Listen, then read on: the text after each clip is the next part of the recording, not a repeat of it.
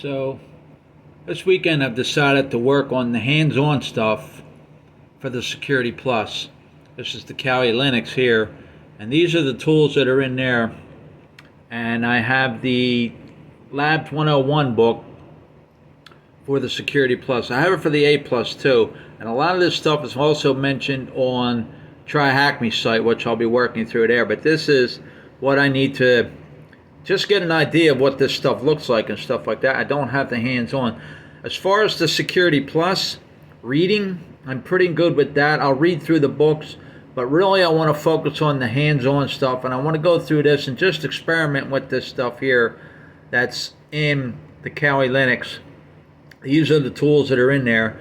Like I said, a lot of these are on TryHackMe. A lot of these are mentioned in the Labs 101 book for Security Plus. I'm just going to run down and show. A lot of these I've already heard of. Some of these I've not seen before, so I'm not familiar with any of it. But some of these actually have a cool name too. So like I said, I'm just doing a short video here to put on my channel and show. That's the big one right there, the SQL stuff and everything.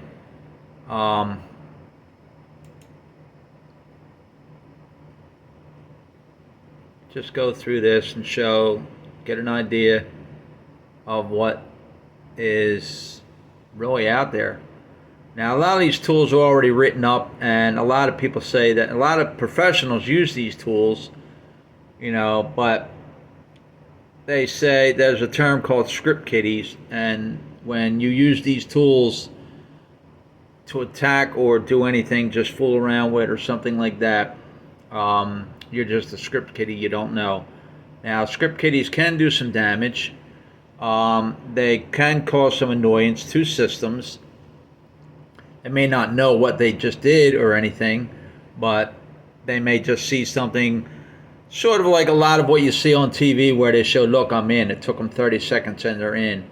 I don't think it's that quick, but this is what I'm not going to get through all these in the weekend. I'm not going to rush through this stuff. I may just stick with I think what I'm just going to stick with is what's in the Labs 101 book and what is in the TryHackMe site. So that gives it a quick idea, quick run of what I'll be working on.